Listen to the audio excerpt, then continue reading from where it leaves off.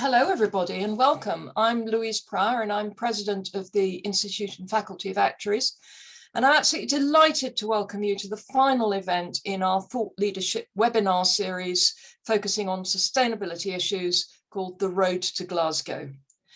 It's been a real pleasure to chair this webinar series during my presidential year at what's a critical moment for climate action. And I'm so pleased that so many of you have been able to join us today. First of all, I'd like to thank our sponsors for their support in delivering this series. Our platinum sponsor is Milliman, and our sponsor is Star Actuarial Futures. So this series is part of the IFoA's 2021 Thought Leadership Programme, which seeks to convene leading experts, thinkers and decision makers with our global membership so that we can debate the key sustainability issues of our time, which intersect both actuarial work and the interests of wider society. Through the series, we've provided a platform for prominent contributors so that our members and others can understand the perspectives of a wide range of parties interested in the climate debate. From the implications of the climate crisis for insurance and investment to the global role of actuaries, the path to net zero, and the importance of biodiversity, the series has featured discussions across a range of topics relevant to the work of actuaries. And if you haven't been able to watch these events live, you can watch them on demand, either through the IFoA's virtual learning environment on our website or the IFoA's YouTube channel. And do go back and watch some of them, which are, well, as many as you can, because they've all been absolutely great. So today, to wind the series up, we're focusing on the global actuarial response to climate change. The former UN Secretary General Ban Ki-moon once said, "Climate change carries no passport and knows no national borders. Countries must work towards the common interest beyond narrow national interests." Every nation on our planet will be, or already is, susceptible to the effects of climate change. Part of the challenge of COP26 is convincing those nations who are reluctant to take bold action on emissions and fossil fuel use that truly global collective steps are required in order for the objectives of the Paris Agreement to remain attainable. Like our national governments, it's also important that our profession works together to address the challenges the climate crisis poses. There are so many examples of actuaries finding innovative ways to combat climate risk around the world. And part of the objective of this webinar is to share with you all some of the learnings of our peers who are taking the lead. Before I introduce today's speakers, I want to briefly mention some of the parts of the world that aren't represented by today's panelists. First of all, of course, we have the International Actuarial Association, the IAA, which has had a very active working party on climate change, has produced some excellent publications, and is a registered observer at COP26, as indeed is the IFoA. But let's first think about Africa. Many countries within Africa are highly vulnerable to climate change because of their strong economic dependency on climate-related activities and products, and low adaptive economies as a result of weak institutions and inadequately developed governance structures. The physical impacts of climate change are expected to be felt in the agriculture sector and affect the attainment of food security on the continent. It's also likely there will be health impacts, with climate-sensitive diseases such as malaria are expected to expand to areas where they're not yet prevalent. We've seen actuaries respond to these challenges in innovative ways. For example, the development of a weather index crop insurance product in Kenya. The accurate, verified and reliable weather data has allowed for evaluating risk and pricing premiums in a way that's both affordable for the farmers and sustainable from a business perspective. Products which go some way to eliminating the financial risks to smallholder farmers, enable them to provide for their families, and take calculated risks on innovations like improved hybrid seeds or fertilizers that can increase yields and raise incomes. If you're interested, especially in Africa, you will probably find much to interest you in the first webinar in this series on the impact of climate change on developing nations, where we had one of our members from Africa as a speaker. Next comes India, which is also vulnerable to climate change, having felt the physical impacts through severe floods, cloudbursts, and landslides this year alone. The Overseas Development Institute thinks TANC has estimated that the average global temperature increased by 1 degree, and the resulting decline in agricultural productivity, rise in sea levels, and negative health outcomes are projected to cost India 3% of its GDP. In response to this challenge, the Institute of Actuaries of India are in the process of developing a climate index for the country. This comprehensive index will allow for better tracking of changes in the long run, which will help to increase awareness of climate change and help to measure tail risk too. Similarly, Australia is one of the countries most vulnerable to climate change in the developed world. It too is highly sensitive to the physical risks of climate change, with storms, floods, and bushfires becoming annual events.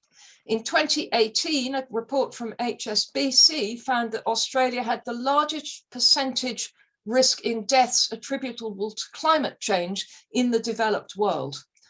But despite these risks, Australia's economy is still very reliant on fossil fuel exports.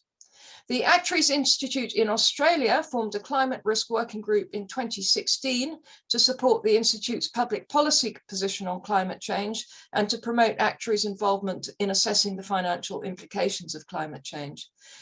Key outputs from the Actuaries Institute have been the launch of the Australian Actuaries Climate Index in 2018 and the clear articulation of their climate change statement in 2020. And you can hear more about some insurance initiatives in Australia in our earlier webinar on opportunities in insurance. Despite the challenges that each of these parts of our planet face, it's clear that actuaries are making a difference on the ground. And like you, I'm keen to hear more examples of how actuaries are coming together around the world to confront climate change. So I'd like to introduce you to today's speakers. Firstly, Falco Valkenburg, who is immediate past chairperson of the Actuarial Association of Europe. Falco is an independent consulting actuary, and over his 35 years of experience with large consulting firms, he's built up an in-depth expertise in the field of pensions. He's volunteered for the Actuarial Association of Europe since 2005.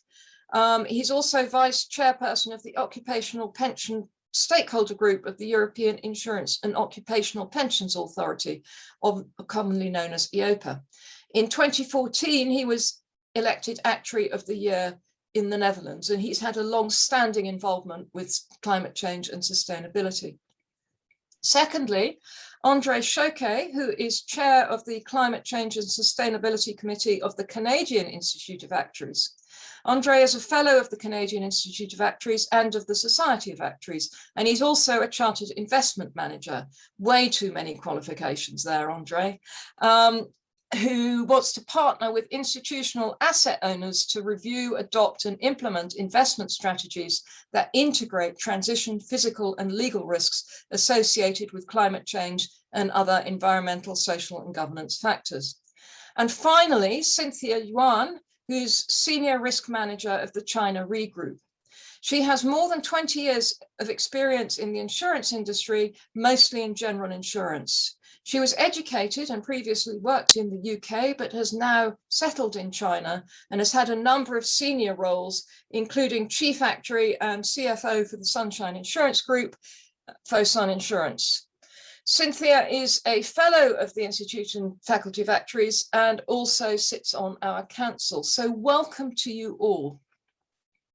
I'm going to ask each of our panelists to make some short opening remarks before we open up to a panel discussion and questions from the floor. Please submit questions at any time via the online Q&A function on Zoom. And I'm going to start with Cynthia and then André and then Falco. So over to you, Cynthia. Thank you, Louise. Hello, everyone. Thanks for Louise and IFoA provide this platform for us to talk about what really matters. climate risk is an important issue. I'm here to provide the updates and changes in Asia, particularly in China, and show the scales that the world is changing.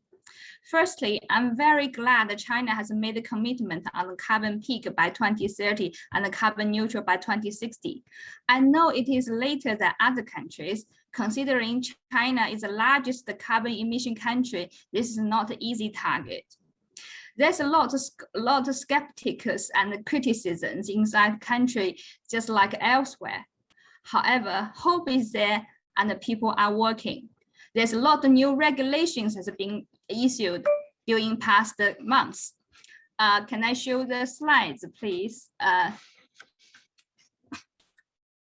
Yes, this is a 10. There are 10 nationwide regulations coming out just during last 2 months. The most important two are Carbon Peak Action Plan by 2030. This is issued by State Council, and the guidance for financial institutions environmental information disclosure. This is for People's Bank of China. I'm not going into details, just want to show that action has been taken and we're going down the road. Can I show next slide, please? Can I see next slide, please? Yes, more than 20 regulations issued from regional governments, echoing the central government. Some are very practical, some are still very high level, showing the different qualities of a local government executing the central government principle. In summary, China is taking great deal to fulfill the promise. However, there's still plenty of work need to be done. Next slide, please.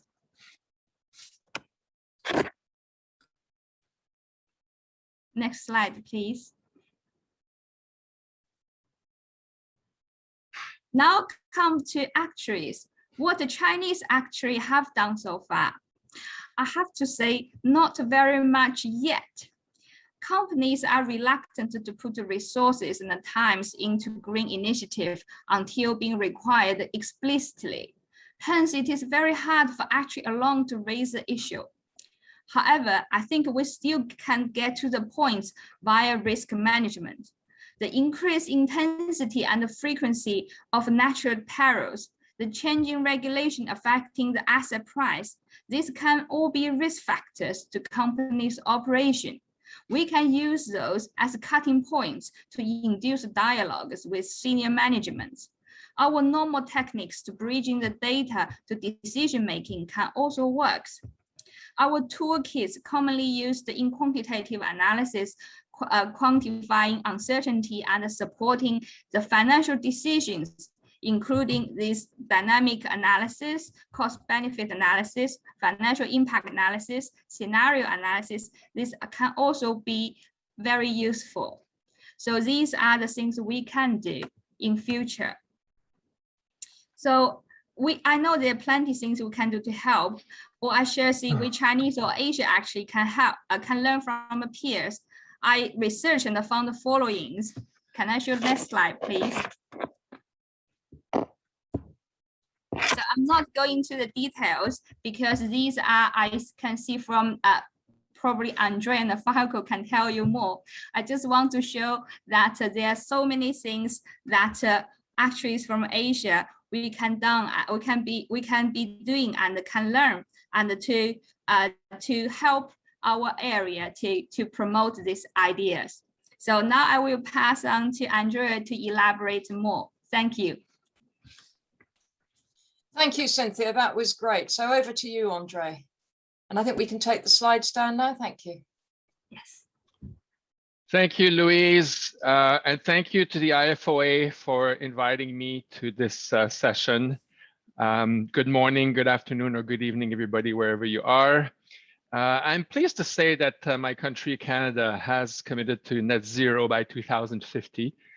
Despite our strong reliance on energy, especially fossil fuel, it shows that there is a willingness in our country to steer the boat in a different direction. So, and Canadians have also a history of being able to rise to challenges. So this will not be an exception.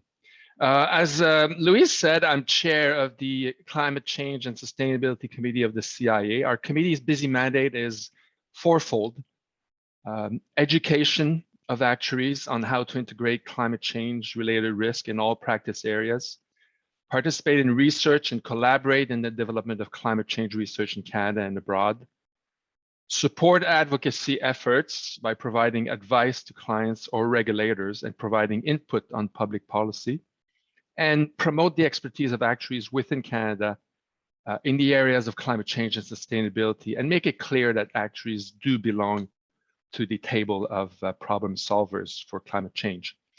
One of the advocacy efforts we did was in 2019, we issued a press or a public statement called Time to Act, which sounded the alarm for climate change. And we asked for 3 actions. 1, prioritize national level data collection on the financial impacts of climate related events, such as floods, windstorms, and wildfires. 2, implement policies for mandatory financial reporting of climate related risk and opportunities. And 3, adopt environmental, social, and governance principles in financial and investment decision making. On that note, you probably have heard that the IFRS Foundation announced yesterday that the International Sustainability Standards Board will have an office in Montreal, Canada, which will be responsible for key functions supporting the new board and deeper cooperation with regional stakeholders. So this is excellent news. I'm sure it will be a big jolt to everybody in Canada to get on board and move forward with the net zero commitment. I've been involved, as Louise said, in asset and liability management of pension plans and institutional funds in Canada and Caribbean for 25 years. I really believe that asset owners globally hold the key to steering the world towards a constructive or destructive path for humanity and our ecosystem. On a personal basis, I'm also a meditation practitioner and instructor, and I belong to a global community of business leaders, politicians, doctors, architects, religious leaders, and artists who practice meditation and believe that a balanced inner ecology through meditation can lead to a sustainable and more equitable outward ecology for the planet. So it's a fascinating topic, maybe the topic of a future webcast, but I'll end on this note and pass it on to Falco. Thank you very much. Interesting to hear. And earlier this morning, I heard that there is a decision made, an agreement reached in Glasgow that Canada and the US and some other countries will stop investing in fossil fuels within a year. So that is a great step forward, I think, but not my own country. The Netherlands, we still have to wake up, I believe. Well, we have a government that is not missionary at the moment, and that is why they well have some fear to make actions here and to make decisions. Well, anyway, I was intrigued by a speech made by Olaf Slijpen, who is an executive director of the Dutch Central Bank, on the 2nd of March of this year. And he made a comparison between COVID-19 pandemic and climate change. And he says, if the COVID-19 pandemic is a meteorite that we didn't see coming before it hit, climate change is like an Earth collision with another planet that we do see coming. So we can do something about it. And that is also where us actuaries should play a role, I think. And Olaf Slijpen went on that he said, well, all the extra money that governments are currently spending to mitigate the economic impact of the corona crisis offers an opportunity to give the greening of the economies enormous and perhaps even a decisive impulse. And that is, I think, also what the European Commission is looking for, where with their Green Deal, also trying to be, as a goal at least, to be carbon neutral in 2050, and as the first continent in the world. That is how they like to phrase it. I would also like to refer to Paul Polman, the former CEO of Unilever and Vice Chair of the United Nations Global Impact. He was referred to by Financial Times as a standout CEO of the past decade.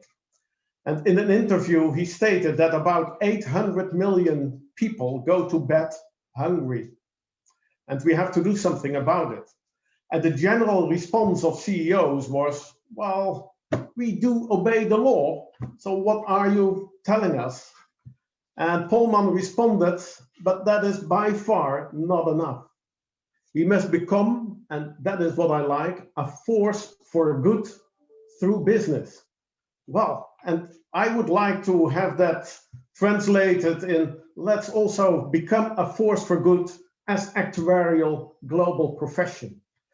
Well, he has said a lot of interesting things. One of the things is that in his view, we have taken humanity out a lot of what we are doing.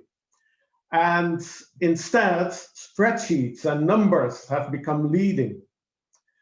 And well, we need to go back to humanity is what he is advocating. And well, us actuaries are very good in spreadsheets and numbers.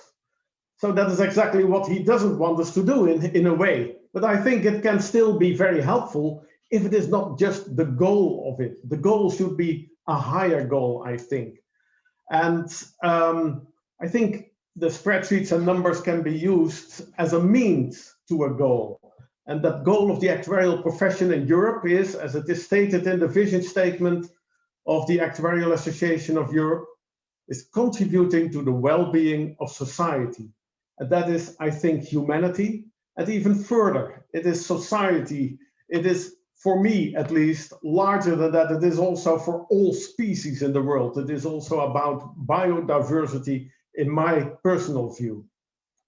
And I'm very happy to see that we have set up, as Actuarial Association of Europe this year, a working group on sustainability and climate-related issues.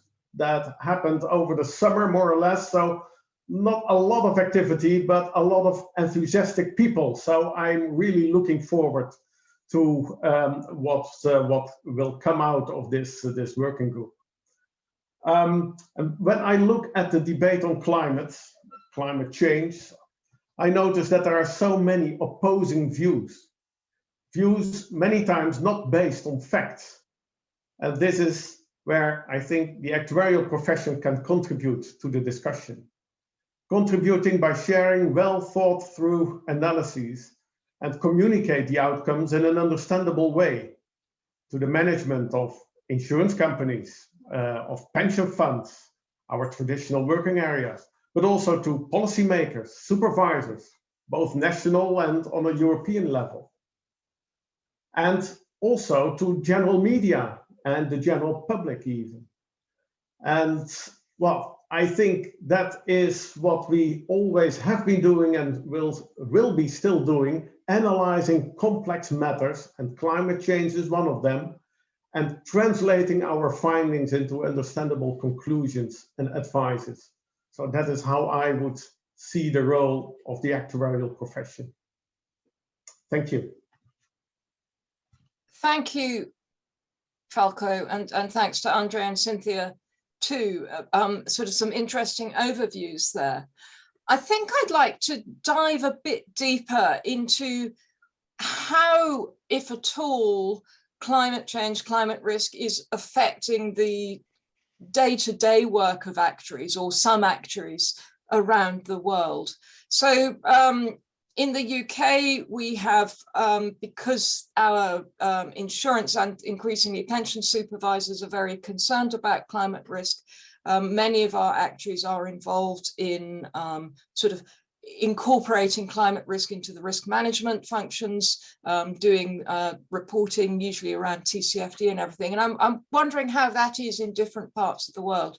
Falco, would you like to start with what the situation is in Europe?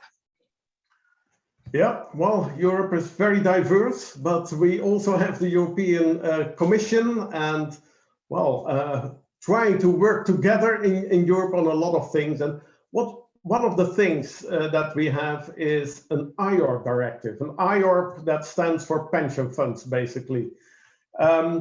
This is the first directive that we have that is explicitly asking for environmental, social, and governance considerations.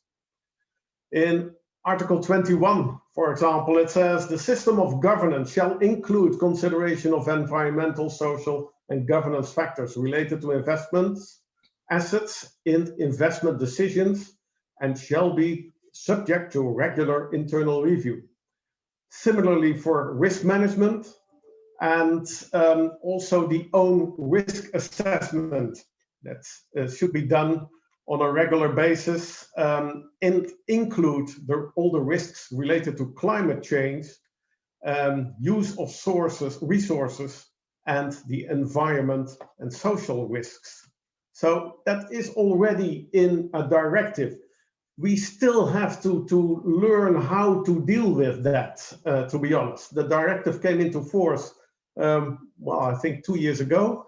And the first own risk assessments, for example, has to be done within a 3-year period. So we have still some time, and some countries were late, but a lot of actuaries are involved. And I do know that, especially in the own risk assessment for pension funds, the climate impact is assessed as one of the scenarios where the IPCC scenarios are used. And what I see normally, the impact is looked at for of a 1.5 degree increase in temperature versus a 4 degree increase in temperature, and what will the impact be for the pension fund.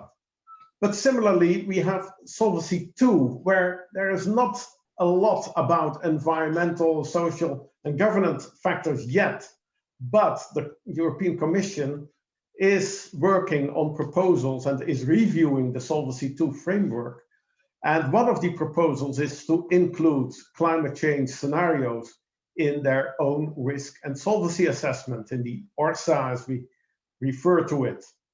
And those proposals are also part of political priorities in the areas of financing the post-COVID recovery. I already touched on that. Completing the capital markets union in Europe. That is another big project of the European Commission, and channeling funds to implement the European Green Deal. And that is another important element. And I'm already talking long, but we also have now the Sustainable Finance Disclosure Regulation in place. This came into force in March this year, and the SFDR, this regulation, is designed to help institutional asset owners and retail clients understand, compare, and monitor the sustainability characteristics of investment funds by standardizing sustainability disclosures. And I think that altogether, well, gives, at least from a legal point of view, a very nice basis to do more and more work on the impact of climate change by actuaries and many others. So increasingly, we are seeing actuaries getting involved in all this, I suspect. We do, yeah. Yeah. Andre, what's it like in Canada in particular, and possibly if you know about North America more generally?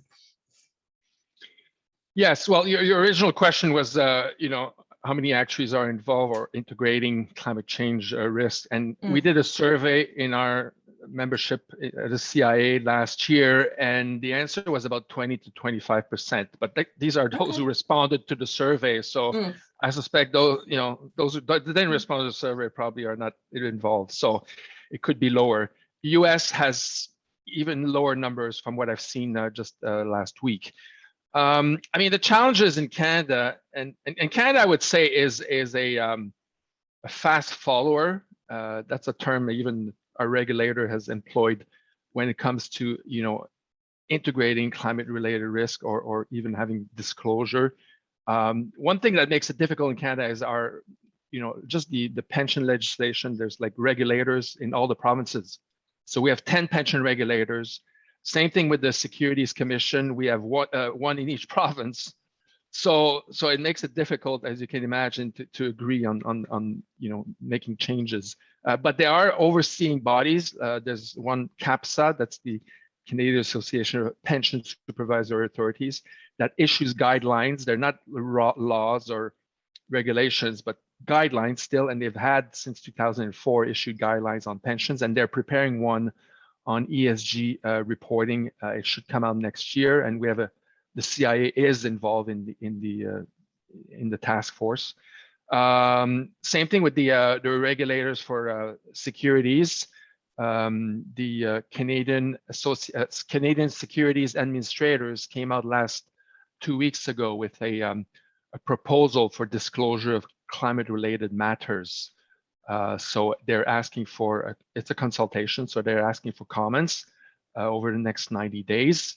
So there's optimism there that and then it's about disclosing in accordance with TCFD standards, basically, for issuers of securities, whether it's equities or debt.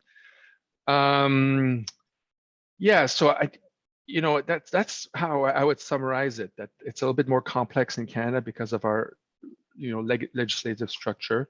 But there are actuaries involved, I would say, at various levels of large institutions, large pension plans, like if you're talking about the CPPIB, the Canada Pension Plan, or the Teachers Pension Plan in Ontario, or the Quebec Caisse de Dépôt. So there are actuaries that are definitely involved in either assessing risk, quantifying risk, and disclosing risk.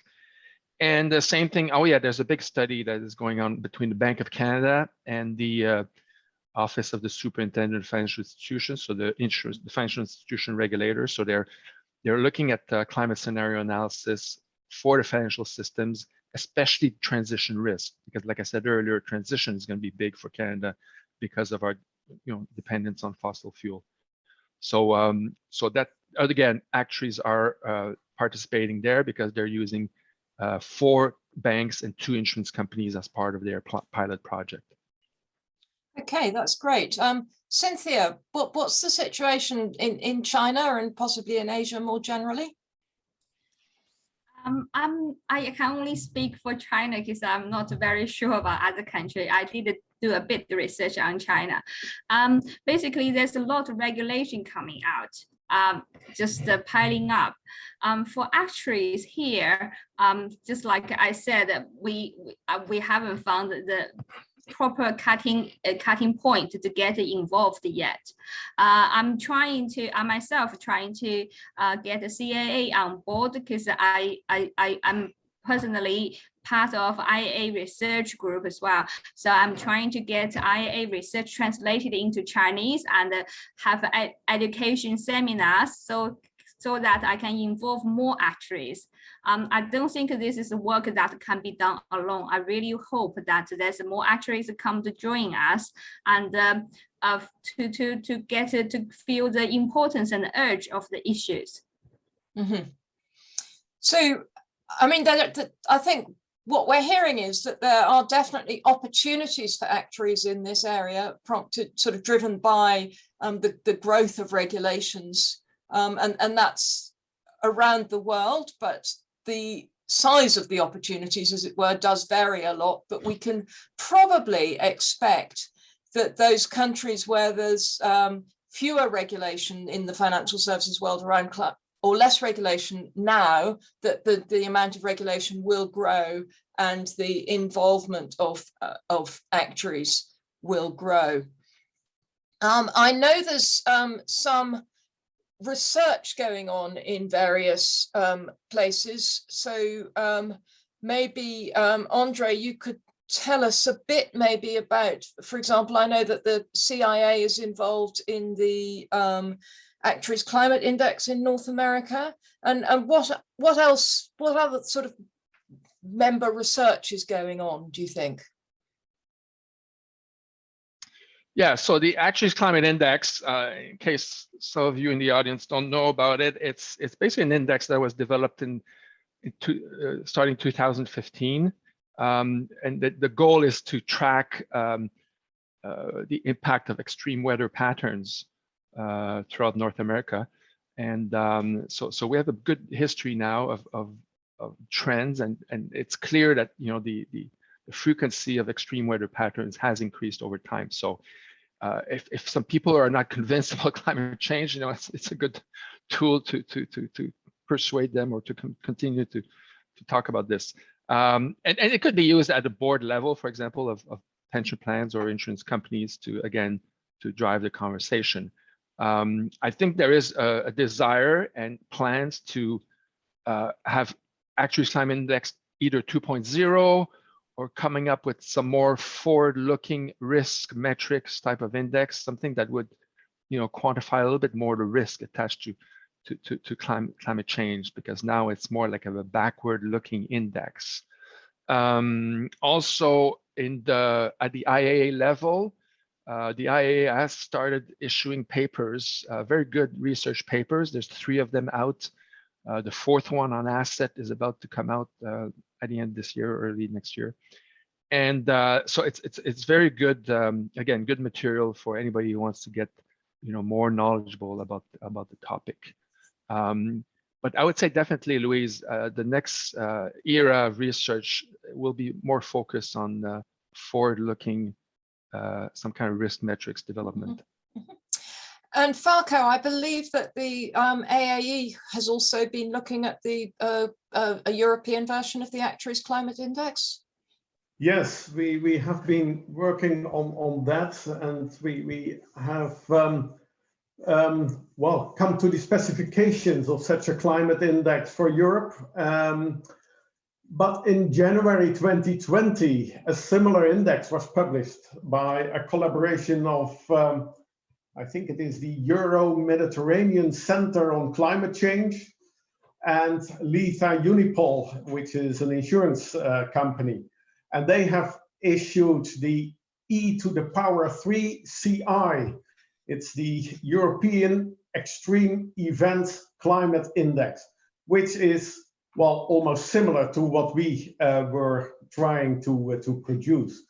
And there were some doubts whether we as actuarial profession, as AAE, which is an organization of volunteers, would be able to set this up, to finance it, and then also to maintain it. So when this other index came out, which is similar, the data is there, it is maintained by others, and actuaries can make use of it. It is publicly available, and that is the nice thing. And I like very much this Actuaries Climate Index because it is measuring extremes in the weather and bringing those extremes together in an index. Because in my view, those extremes come much closer to the experience of ordinary people, so to say. 1.5 degree increase in average temperature, it doesn't say a lot to most people. But when you talk about extremes and show them that the extremes are happening more often, are getting more and more extreme, they know that, well, 1976, at least that is what I remember, was a very hot summer in Europe. That is something that people tend to remember. And having an index is also a way for the actuarial profession to communicate with policymakers, but also with the general media and well, I would almost call it, but don't know a better word for it, normal citizens.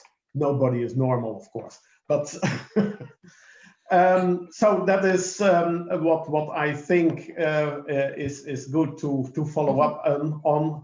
We don't have to do it as AAE in Europe, but we can make use of this index that is published now, and we can go on with our own further work using the data of that index. I'd like to move on a bit to how we can engage, or how people can engage actuaries in whatever region they live in addressing climate risks in their work. One thing that we believe in the IFoA is that climate risk is a major risk that actuaries should be thinking about as appropriate on the same level as, say, mortality risk or interest rate risk. It is that important and has such wide-reaching ramifications. So we have a question saying, do the panelists find any challenges in engaging actuaries in the region on addressing climate risks in their work? And perhaps more constructively, can they suggest any ways these challenges can be overcome, or what support from others might help with this? So do you want to take this one first, Cynthia? Okay. Actually already answered via online. Just say yes. I think the major problem in my area is not a lot of actuaries understand the issue and know how to add value in this matter, even if they're interested. So I think some regional seminars,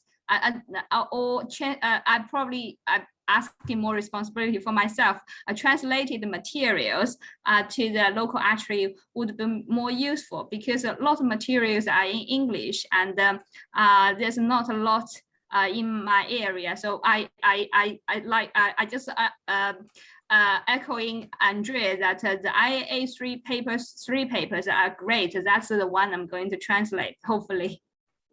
Yeah. I would echo that recommendation for the IAA papers, and then there are just a little plug for us in the IFoA too, that we do have a pretty good series of practical guides for actuaries working in various fields that are fairly UK focused, but have a lot more general application. Andre, do you find challenges in engaging actuaries on addressing climate risks in their work? Yes, I would lie if I say it's not challenging. I presented to a group of actuaries in the life insurance sector on a webcast, and I could hear crickets after my presentation. Like, there was no question, there was no reaction. So just to show that yes, it's a challenge. I think how to solve this is through collaboration between all of our associations. I think it's super important that we collaborate, and I must commend the IFoA for being, I would say, clearly a leader in terms of making climate risk more aware through the actuarial profession, and also I think I was also impressed by the IFoA's risk alert a few years ago on the need for actuaries to integrate climate risk. I think that type of risk alert would be helpful at all associations, in the sense that there needs to be some kind of clear message from the top, as well as education and research and case studies and things like that. But there needs to be some clear message from the top that this is super serious, and it actually, I mean, our profession could be liable to lawsuits in the future. Who knows? If the public thinks that we have not acted in the best interest of our stakeholders. Yeah, I mean, I think that's an important point. There's the carrot, if you like, of being able to do really interesting work at the forefront, think about new things, and feel potentially that you're doing good. But there is also the stick, that there is a danger that if things go horribly wrong, which they could, and actuaries have failed to warn their clients or employers that there was a risk posed by climate change, that they could be held to a certain extent liable. It's partly a matter of professional competence. Just to add in here, we have at the moment in the IFoA a consultation an active consultation on introducing an explicit requirement in the Actuaries Code, which is the sort of foundation of our standards, on an explicit requirement to think about climate and sustainability risks. That consultation is open. I would encourage everybody, as many people as possible, both our members, but also from other actuarial associations or other stakeholders, to respond to that consultation, because we really need to get as many views as possible. So that would be great. Falco, how do you find it in Europe? Are there problems with getting actuaries to take climate risk seriously as a risk? Sure, because it's a new field. I think many actuaries are interested when you have well, discussions with them at the coffee machine, but their day-to-day life is not focused on this because it is not really asked from them yet, at least, because, well, we have a lot of European legislation in place now that will get to actuaries and is getting to actuaries. They will be asked by the management of their insurance companies or the boards of their pension funds to do work on climate risks. Well, that is something I'm positive about, although there are, well, like the Green Deal, that is a big deal on climate-related actions in Europe, but that has to go down to national governments, and they have to live up to actions as well. And what I do see now is that there is a lot of talking, and politicians are setting goals, but not yet action plans. And then, and that is even more important, execute on actions. So that makes it also difficult now and then for actuaries to get more active in this field. But I think every actuary can put this on the agenda of their employer or their clients, and they have indeed the duty to do so, I think. But it is also a good thing, because in the end, it is a big risk. It is an almost certain risk, I would say. We don't know exactly how big the risk will be and what the effects will be, but it is there. And well, we need to inform our stakeholders on that. Mm-hmm. And what I do see is that some individual actuaries are already well, more keen and taking a big step. For example, last year, a Dutch actuary, well, she was born in South Africa, by the way, Laudina Erasmus. She worked as a risk management actuary for Aegon, one of the bigger insurance companies. And she applied for a new job as climate economist at ABN AMRO Bank, and she was hired. So I liked this move. I still remember that she asked me over a coffee, well, what do you think? Can I apply for this job? I'm just an actuary. Well, she's not just an actuary, she's an actuary. And she was hired, and she has, well, I've seen a first publication on the economic impact assessment of future flooding in the Netherlands for ABN AMRO, where she was one of the leaders in drafting this study and this paper. So it is possible, even if there is still, well, even if it is still a kind of new field to explore. Mm-hmm. And if I may go on perhaps with another example, I was also impressed in June this year. We had the actuarial days in Europe, as we call them, 2 days of presentations. And Papa Sheikh Fall, that is a French actuary. He is also in risk management and responsible for the ORSA process at Generali in France. But he built a new model where he incorporated temperature-related factors in mortality risk modeling. And that was a very interesting presentation. It is close to what we used to do for ages, I would say, mortality modeling. But now to include temperature-related factors to that brings it a step further. And indeed, the outcome is if there is when there are higher temperatures, the risk of higher mortality is certainly there. And that also reminds me, by the way, of an interesting publication of the Institute of Actuaries in Australia. And that has the title something like The Impact of Climate Change on Mortality in Australia. And that was published a couple of years ago, with also a very nice, how do you call that? Well, a kind of webinar type thing to discuss this. Interesting work, I think, and that is, well, close to our roots and a nice next step to do, I think. Which I think brings us nicely to a question that has come in that says, in the jurisdictions that still have low regulations that can drive actuaries to be actively involved in shaping the level of preparedness, do we have any suggestions of how actuaries can help to drive the conversation to persuade decision makers to do more towards the climate change risk?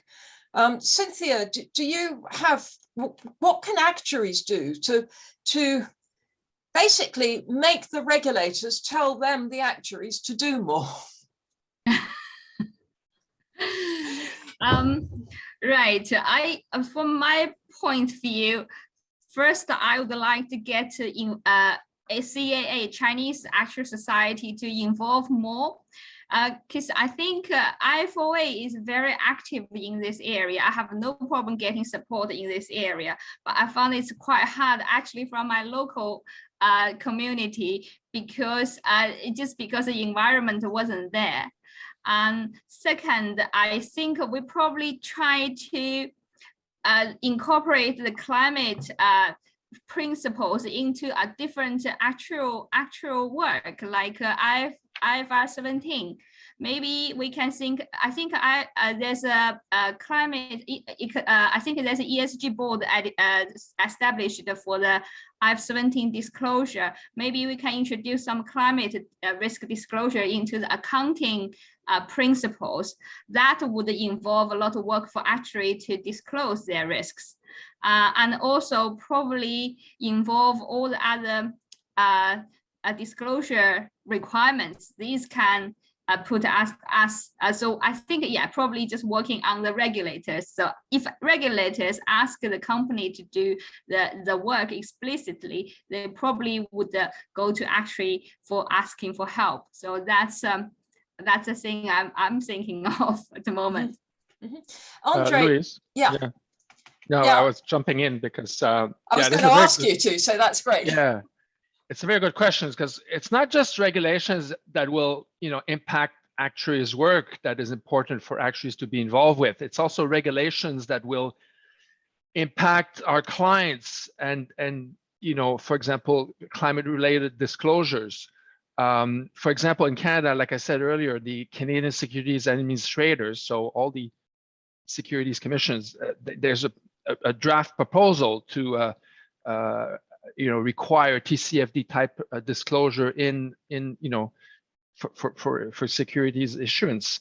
But the problem is that they've watered it down a little bit. They said, okay, well, it's TCFD, but with some modifications. For example, scenario analysis will not be required, or greenhouse gas emissions reporting would have the choice to disclose scope 1, scope 2, or scope 3, or even none at all, and just disclose the reasons for not disclosing the information. So it's like, okay, well, we have regulations, but it's all watered down.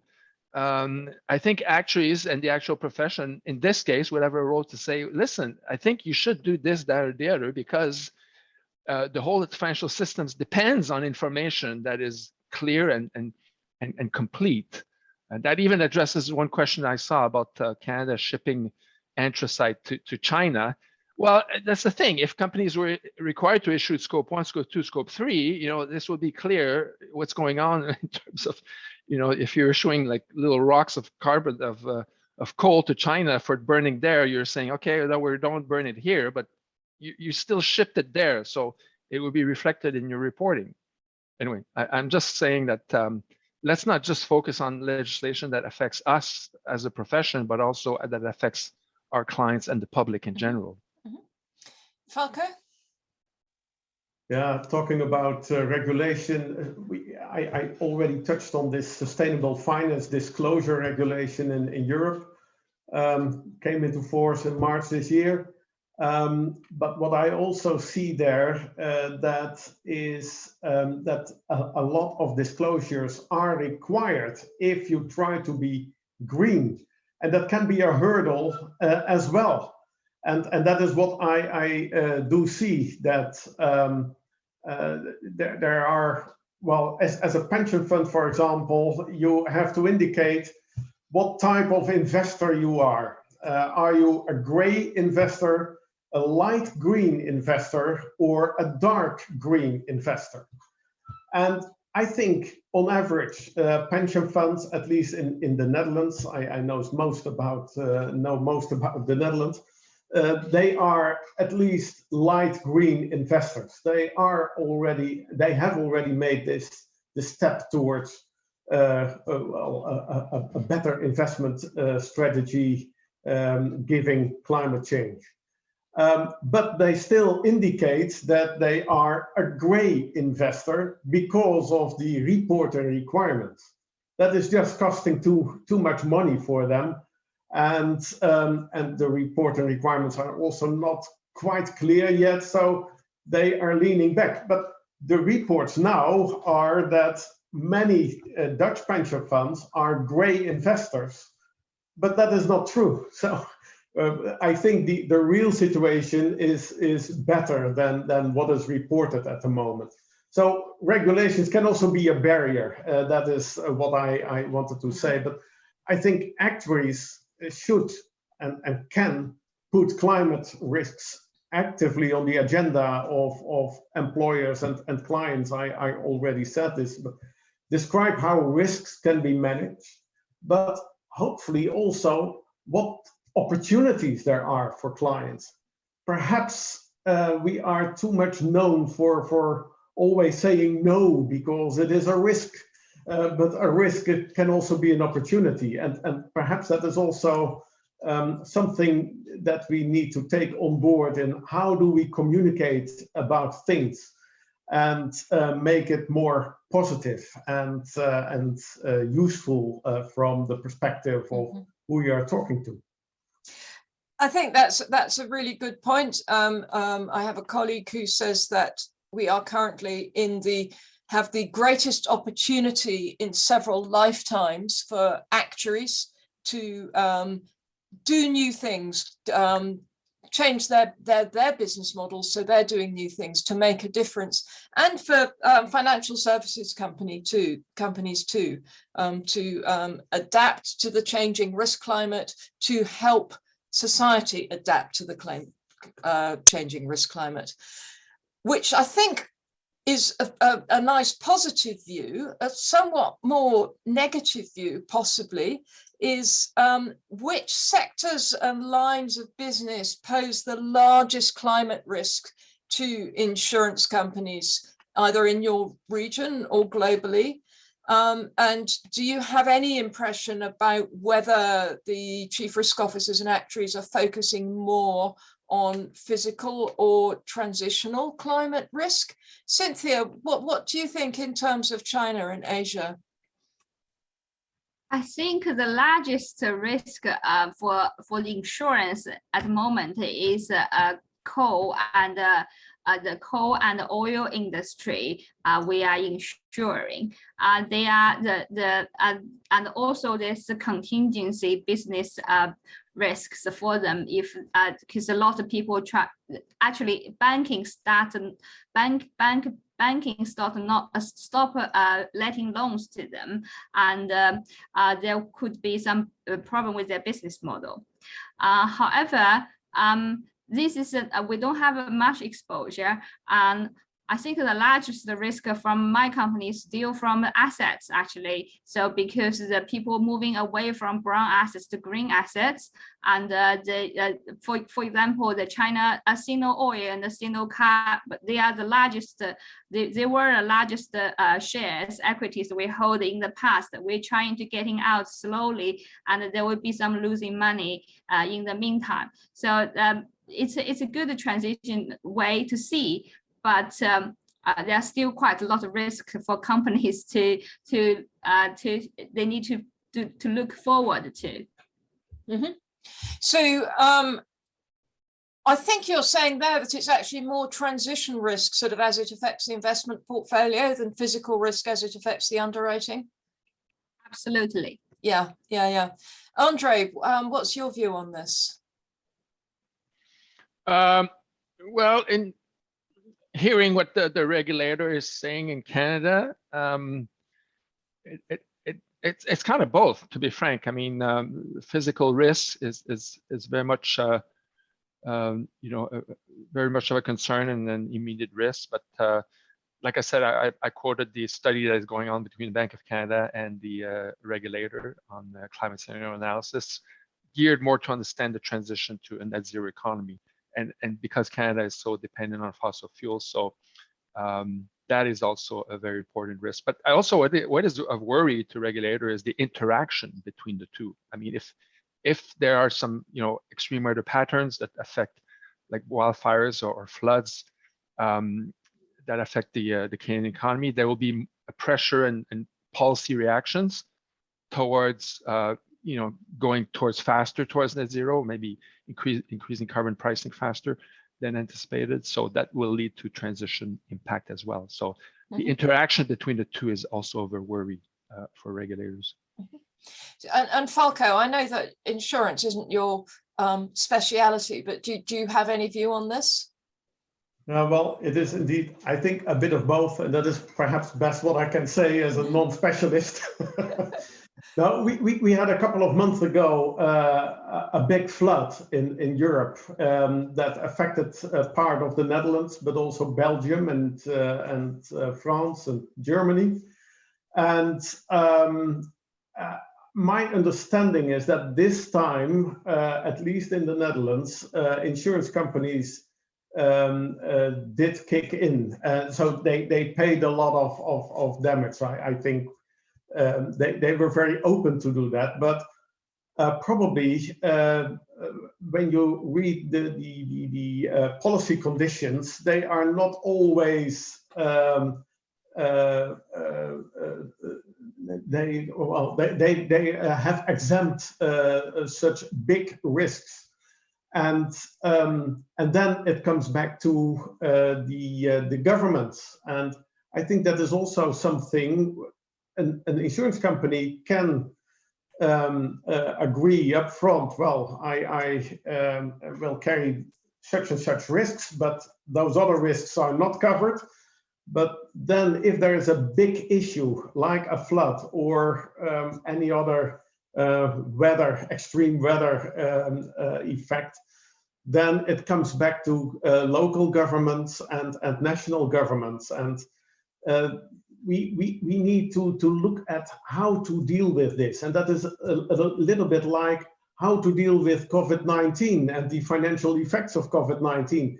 It is not insurable, I would say, but perhaps using some insurance insights and then the more, well, kind of social financing, we can bring things together, I think, in a way. That is what I would hope. And further, exactly, the transitional risk is there, and that is also debated actively in Europe, I think, but especially at pension funds and insurance companies, having investments in gray areas, brown areas, and how can we transition them out? And that is also what the European Commission is looking for.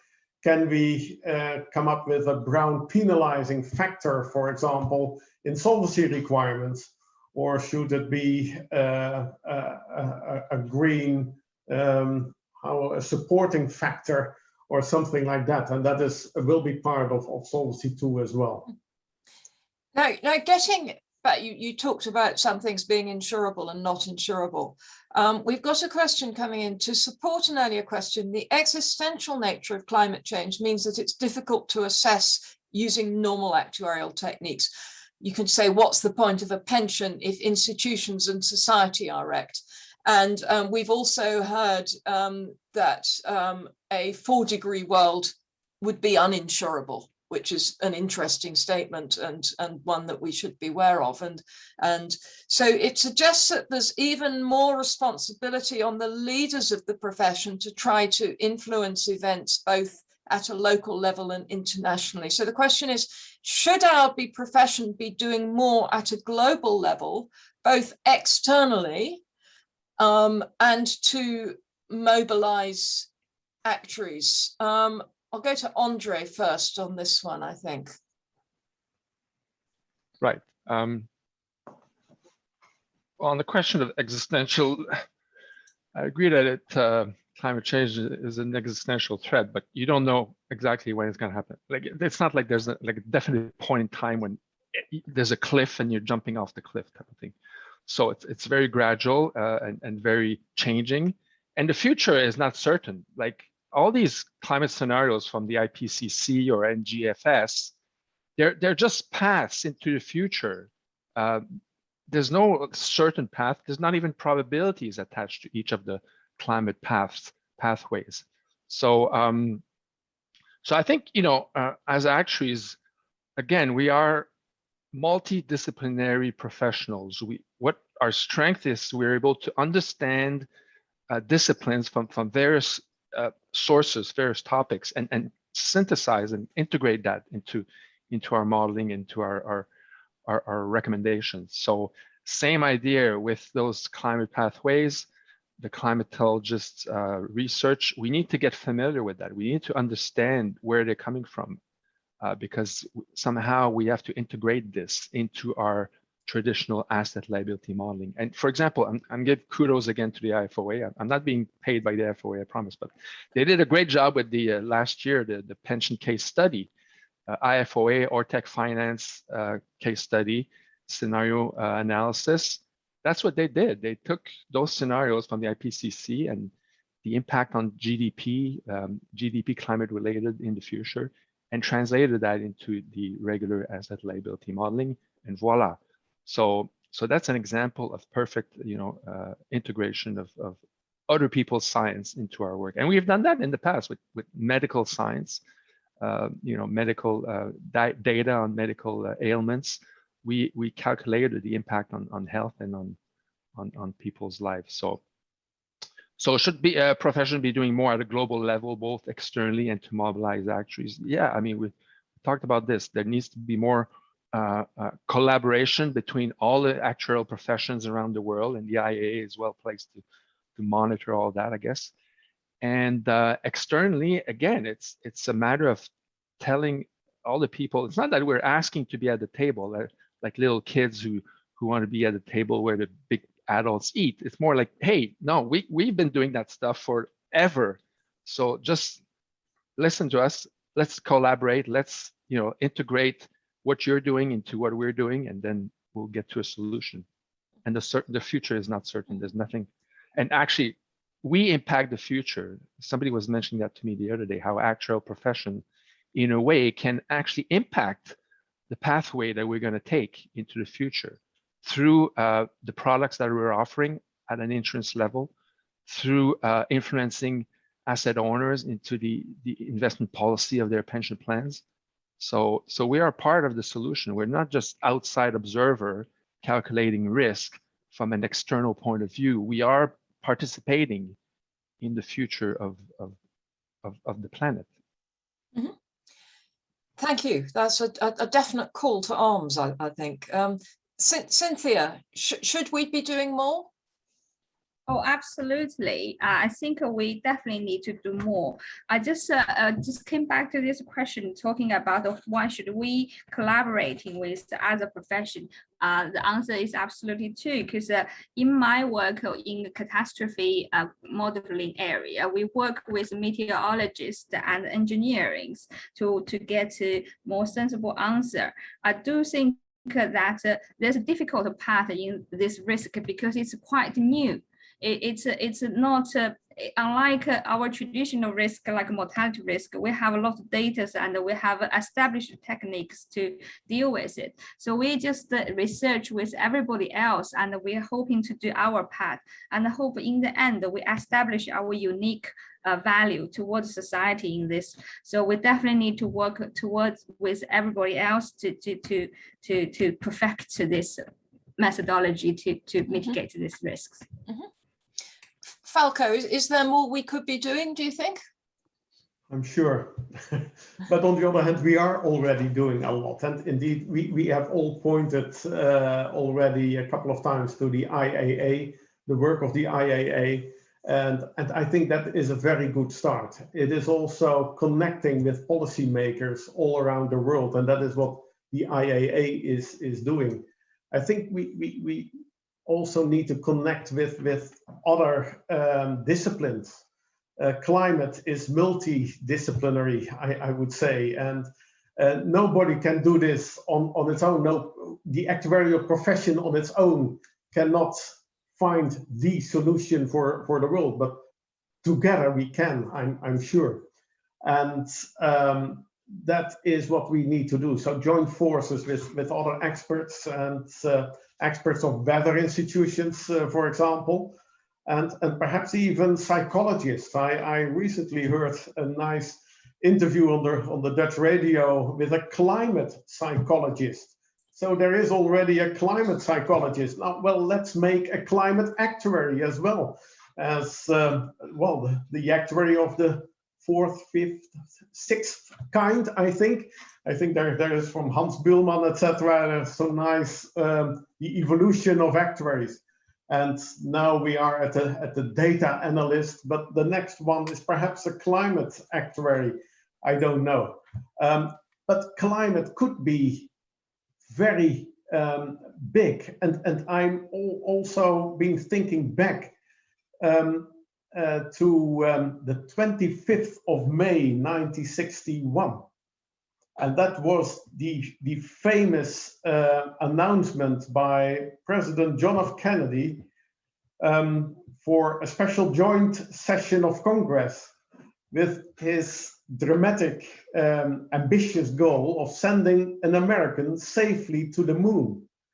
I think this European Green Deal, but also what other countries are doing all around the world, is a big change, and it is a big goal that is almost impossible to achieve. We don't have all the technology yet in place, and still we have already formed this goal and agreed to this goal.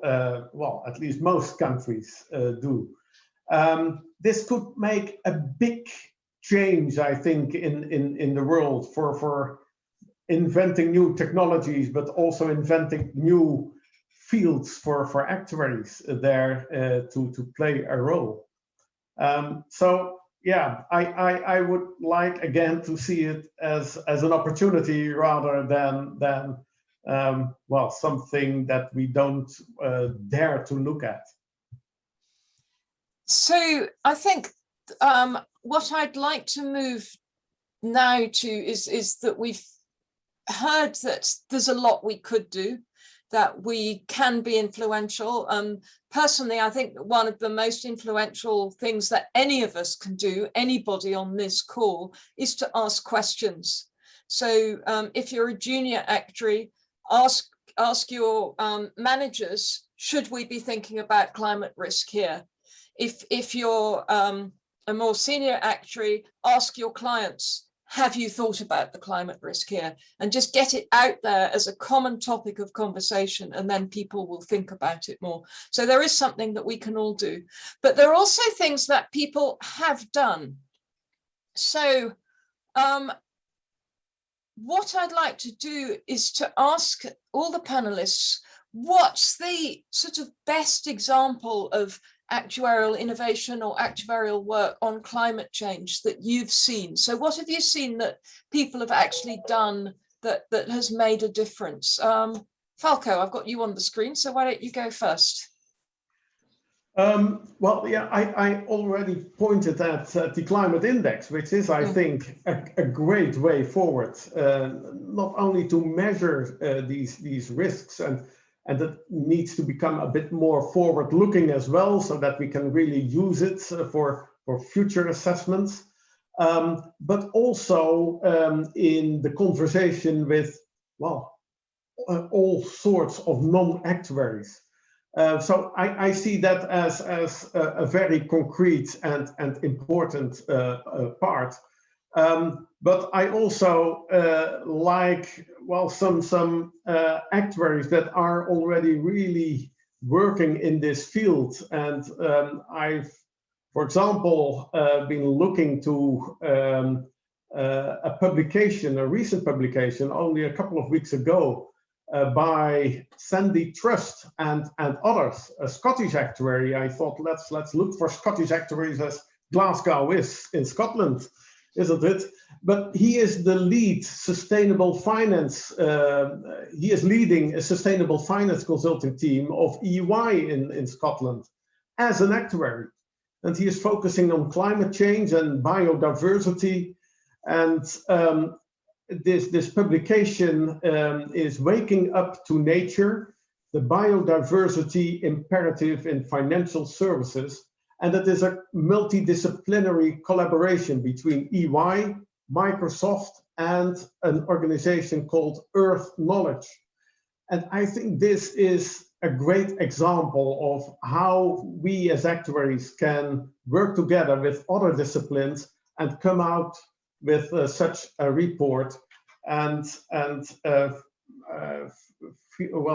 feed knowledge into the financial services industry. So this was one of the examples. I thought, well, that is really great work. Mm-hmm.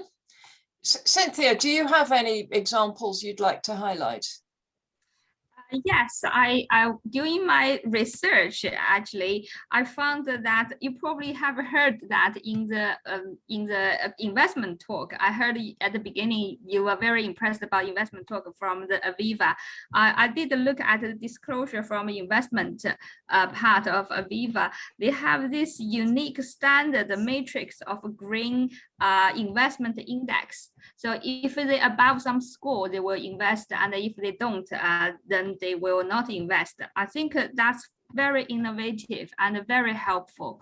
So, and I'd like to see that type of standard go out more. And I think it's a very elaborated way of combining risks and the green finance together.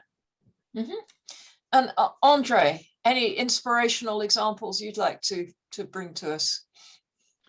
Yeah, well, to continue what was said by my colleagues, I like collaboration. It's true, and I mentioned earlier the work by the IFoA and Ortec Finance. Ortec Finance is like I would say data scientists, economists, and they basically help companies manage risk.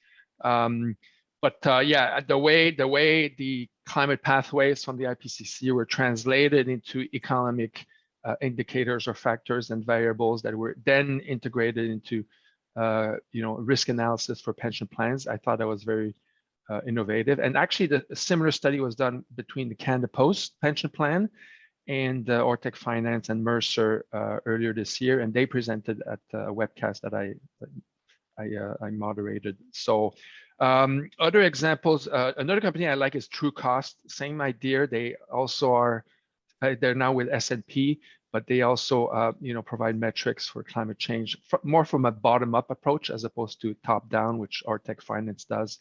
But TrueCost associated with themselves with Oliver Wyman to produce climate credit analytics. It's a climate scenario analysis and credit analytics model suite. So again, collaboration, I think, is the way to go, because as Falco was saying, we actually don't have all the answers for sure.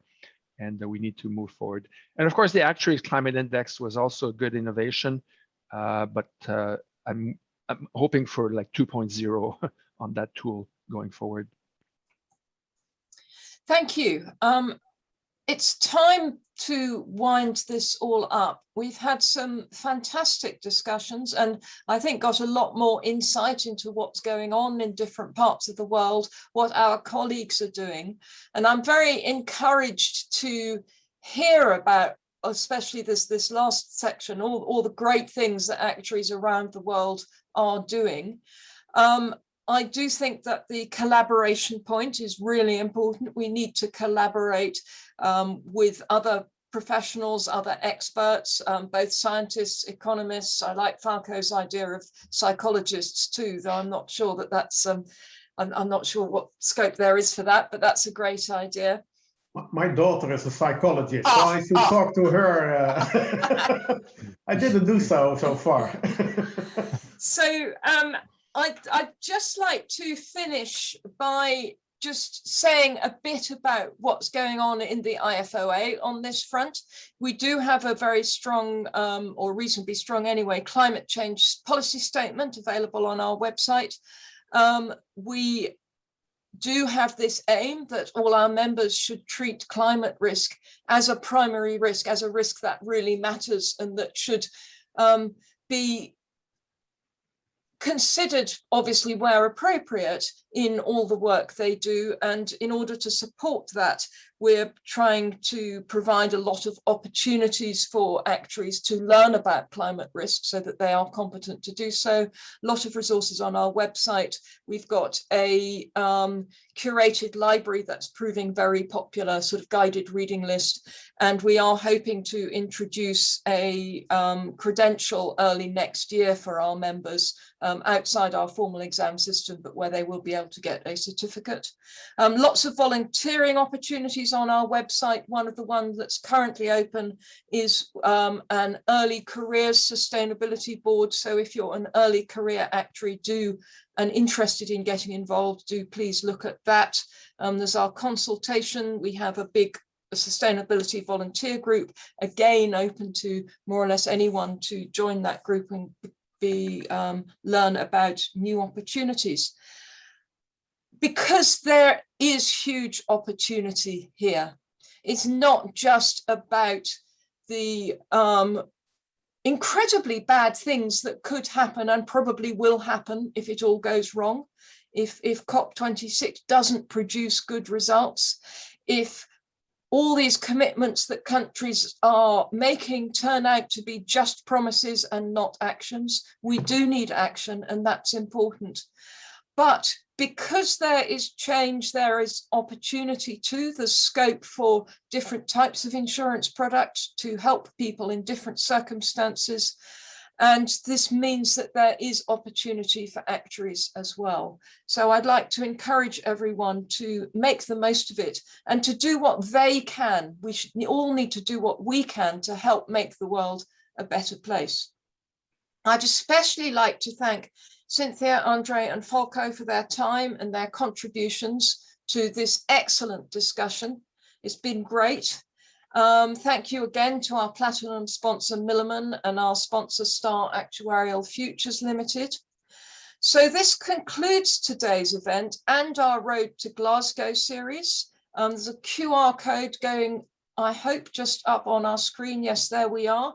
Do scan that so that you can feedback both on this event and I hope on the series as a whole.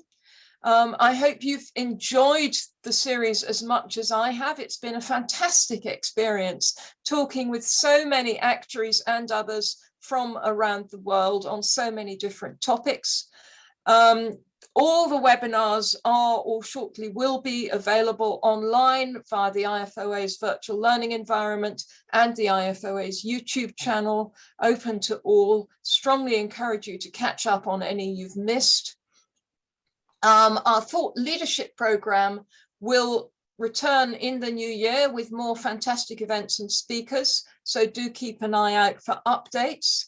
And just thank you again to Falco, Andre, and Cynthia. It's been great. I've loved talking to you. And thanks to everyone and let us all hope that COP26 is the success that we need it to be. Thank you all for joining us, and goodbye. Thank you very much.